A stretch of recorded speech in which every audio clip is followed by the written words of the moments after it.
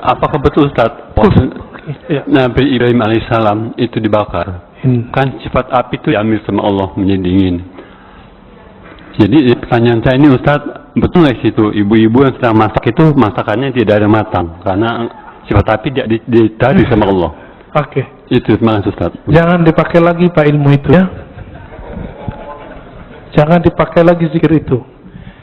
Zikir itu kata Imam Abu Ali Ad-Daqqaq kasilah, seperti pisau, seperti senjata. Sampai di tangan wali jadi karamat, sampai di tangan fasik jadi sihir. Sama-sama zikir. Sama-sama zikir. Sampai di orang nakal jadi pelet. Sampai di orang tamak, maka waqiahnya bukan untuk ketemu Allah. Waqiahnya supaya ngumpulin harta. Dia rajin waqiah, rajin haji umrah. Sekarang umrah udah nggak boleh. Mau minta ke siapa lagi? Nih mau proyek nih, umrah dulu nih. Sekarang Allahnya nahan dulu. Gak usah khawatir ya. Kita sedih, tidak ada orang umrah. Dalam sejarah umat Islam itu udah biasa. Bedanya dulu kaum Tartar datang nyerang, nggak ada umrah, nggak ada haji. Kalau sekarang yang nyerang virus ya, corona. Dulu ada ta'ud namanya. Dan jadi ini bukan kejadian pertama, dan ini bukan pertanda kiamat sebentar lagi, tahun ini sudah keluar Dajjal, bukan ya, itu hoax itu. Kalau ya dari dulu dong keluar Dajjalnya. Majelis kita jangan dirusak oleh hadis-hadis palsu. Salah satu hadis palsu yang berkembang hari ini adalah kalau Ramadan hari Jumat maka terjadi dentuman 15 Ramadan, muncullah dukhan, nanti kekacauan di Arab. Arab itu udah kacau udah lama. Setelah Nabi wafat, para sahabat Khulafaur Rasyidin meninggal. Itu Arab sampai hari ini kacau. Gak berhenti Bapak baca sejarah. Saya hobi baca buku-buku sejarah. Kitab Al-Bidayah wa Nihayah Ibnu Katsir 14 jilid kita khatamkan karena kita tahu kapan saja ada konflik. Ibnu Khaldun, ya, Rihlah Ibnu Battuta, Tarikhul Islam Ibnu Zahabi sama menyebutkan tahun yang sama, gak beda. Jadi nggak usah khawatir, insya Allah nanti Allah angkat ya, Allah marfa'anna. Maka doa kunut sekarang hampir wajib. Namanya kunut subuh plus nazilah. Ya, kalau bisa ditambahkan kepada imam tolong kasih tahu, Allah fa'idfa'annal bala wal waba. Ya Allah tolak bala dan wabah dari kami, wabah virus. Ya, insya Allah Allah jauhkan. Jadi kalau flu insya Allah nggak corona Pak, insya Allah ya. Kalaupun kena, waqina syarra ma qadait. Apa arti waqina syarra ma qadait? Kalaupun kami kena, tapi tolong haluskan kenanya ya Allah. Insya Allah nggak parah. Kalaupun parah Allah ambil nyawanya langsung biar nggak susah hidupnya. Itu. Jadi jangan diamalin lagi Pak ya. Ya. Kalau ada teman Bapak kasih tahu, jangan coba-coba pakai zikir itu untuk menahan biar ibu nggak matang. Biasanya itu kalau orang ke resto tuh ya, dikerjain dapurnya. Di kampung saya dulu banyak. Sekarang orang-orang udah banyak yang soleh Pak. Ya.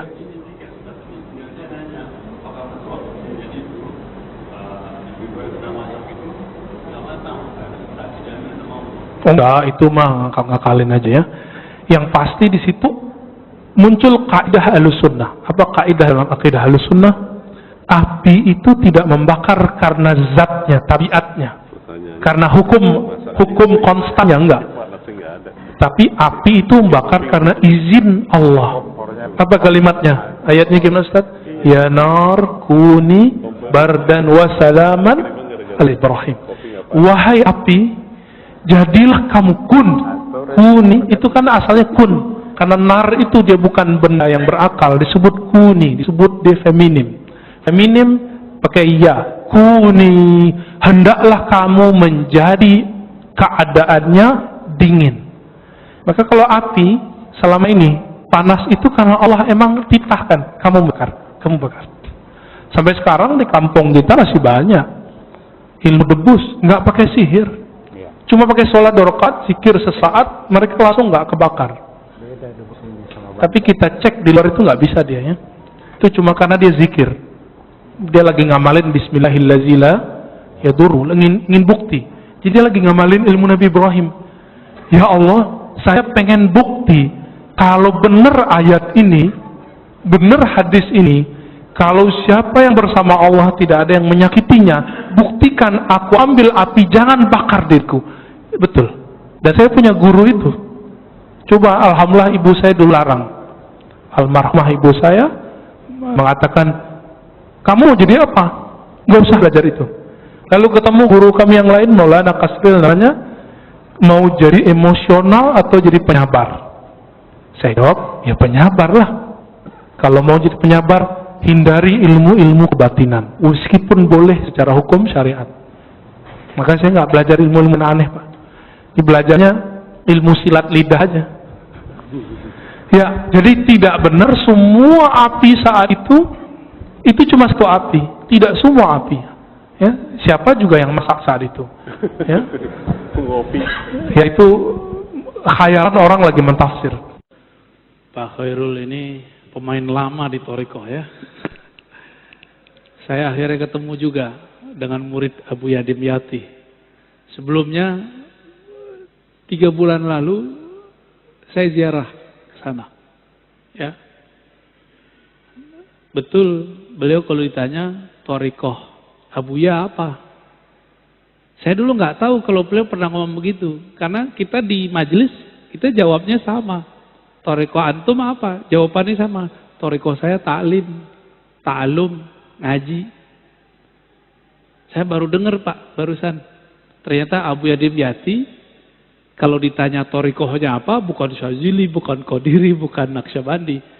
Tapi jawabannya ngaji. Apa maksudnya?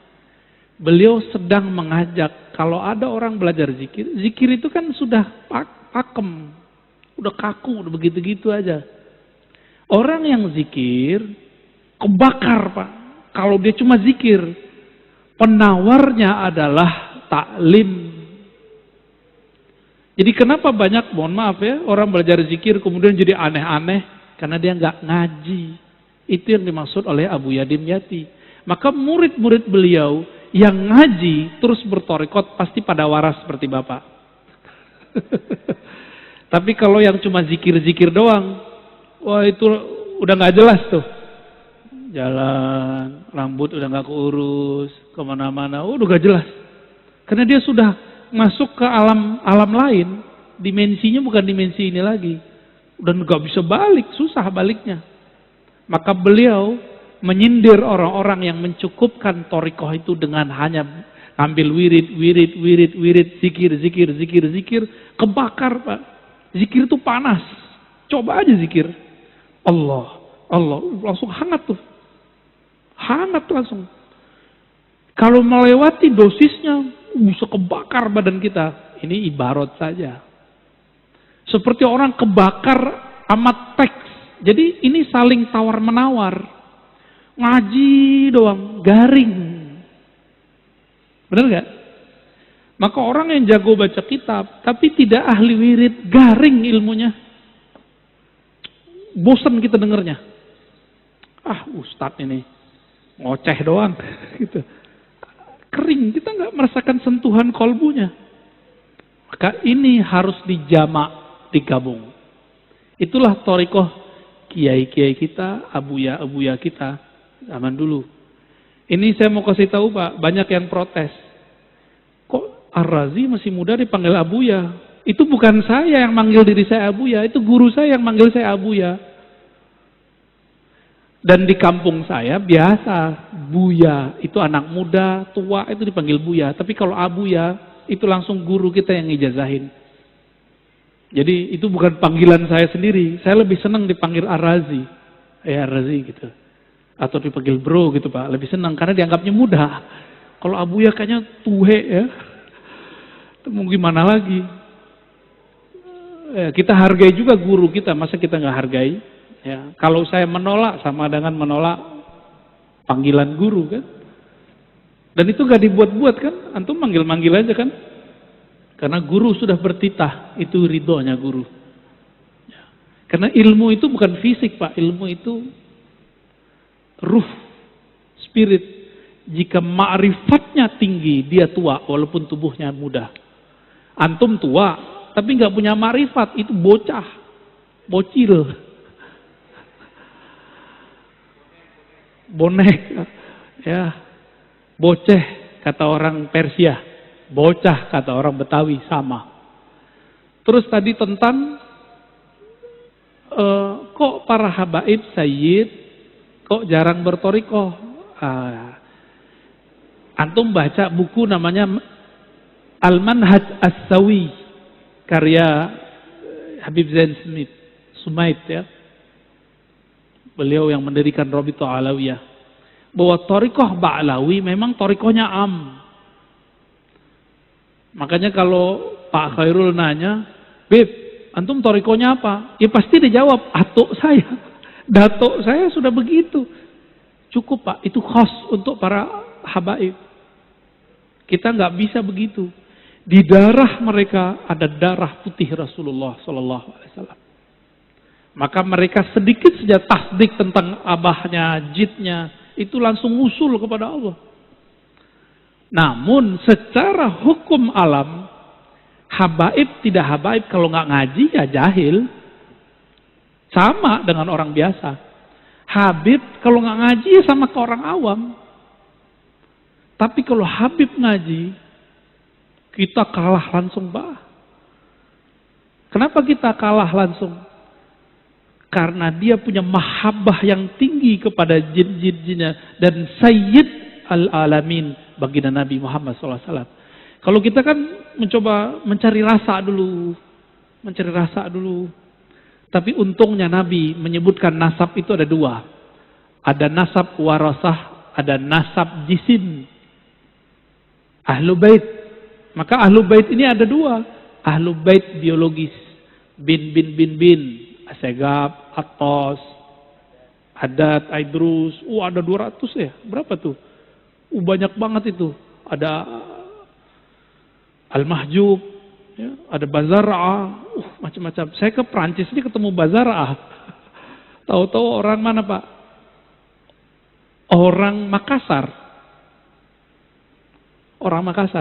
Habibnya diganti pakai gelar Andi. Jadi Andi itu di Makassar dulu, itu pengganti gelar Sayyid Habib. Seperti di Banten diganti dengan Raden. Jadi sebenarnya Raden-Raden yang ada sekarang itu Sayyid Syarif.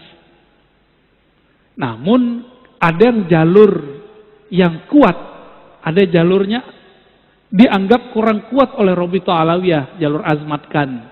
Itu kurang kuat. Ya. Tapi kalau bagi saya semuanya zuriat Rasulullah saya hormat dan saya angkat tangan kepada mereka ya. Karena khawatir ini pesan Rasulullah sallallahu alaihi wasallam. Jadi memang ijazahnya thariqah Ba'lawiyah itu am. Kalau mereka ngambil am, ya dapatnya am. Kalau mereka mengikuti jid yang aslinya, siapa jid aslinya? Sayyidina Ali. Sayyidina Ali ngambil talqin jamaah atau talqinnya khas tadi. Ngambil talqinnya khas. Fardi, berdua dengan Nabi. Maka Sayyid Habib yang ideal, dia punya guru spiritual yang mentalkin dia secara khas. Baru tergabung dalam dirinya Habib zahir dan batin. Kalau enggak, antum bisa lebih tinggi derajat kerohaniannya dari seorang Habib, bisa. Tapi jangan GR dulu. Dia punya jid namanya Ali.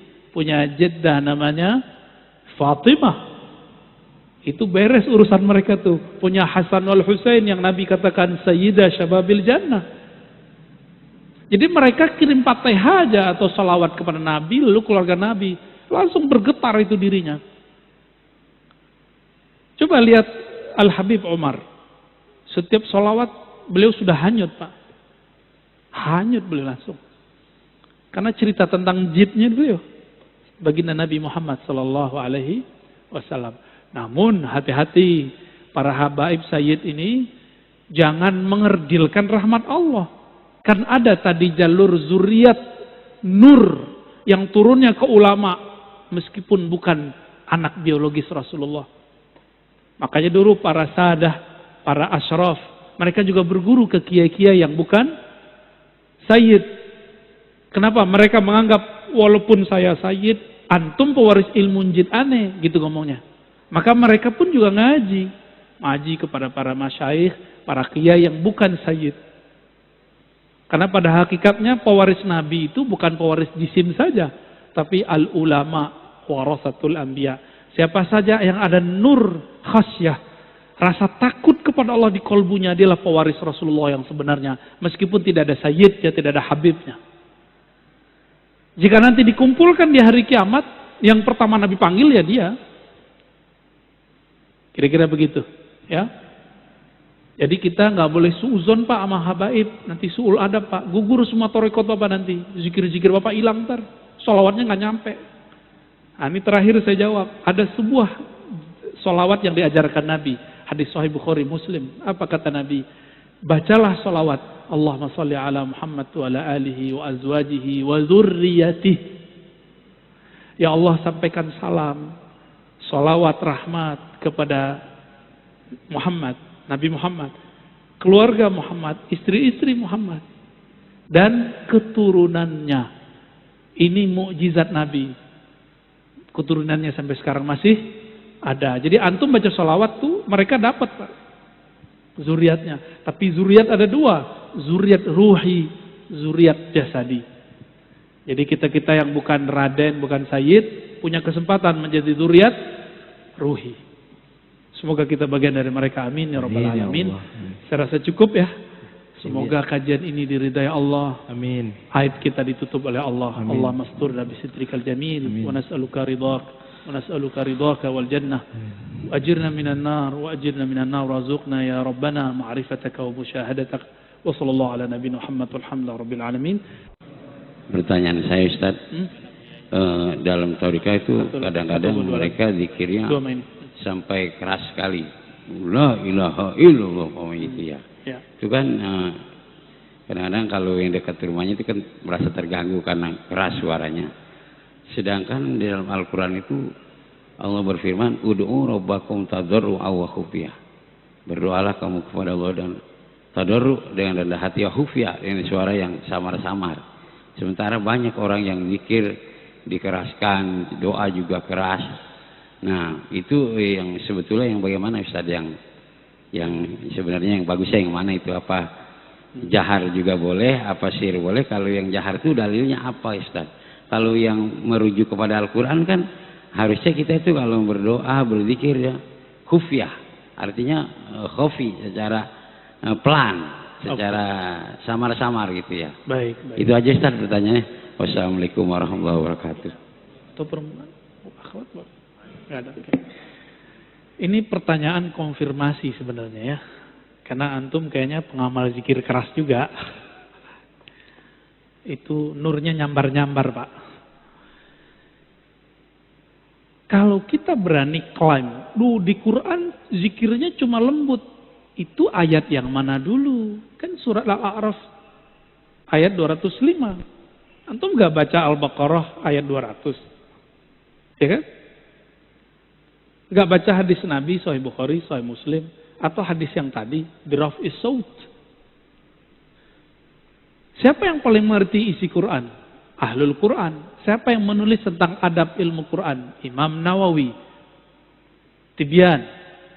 Beliau juga nulis tentang kumpulan zikir, indeks zikir, judulnya Al-Azkar. Al-Azkar An-Nawawiyah. Baca pengantarnya, dan itu sudah diterjemahkan kalau belum bisa bahasa Arab.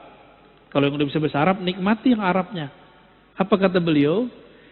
Dikumpulkan, ini dalil zikir keras, ini dalil zikir lembut. Dikumpulkan.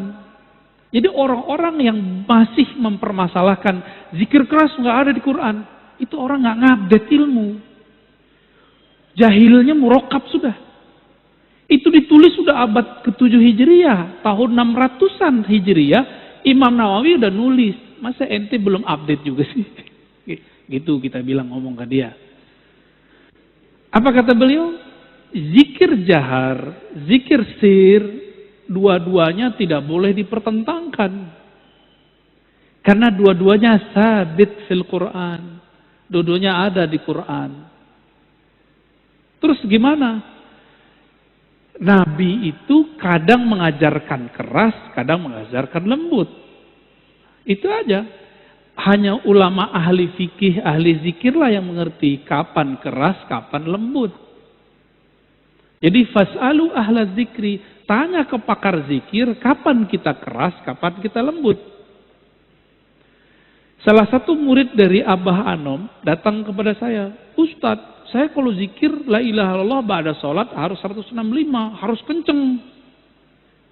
Saya tanya balik, bukannya antum dulu diajarin beliau, pangersa Abah, zikir keras, terus ada zikir lembut. Kalau lagi ngantor, kalau lagi di tempat kerja, kalau lagi safar, nggak usah zikir yang keras, pakai zikir yang lembut. Maksud beliau begitu, jangan saklek. Kalau nggak sesuai kondisinya zikir keras, ya zikir lembut aja. Sebenarnya zikir keras, zikir lembut itu bukan masalah afdol, tapi kondisi.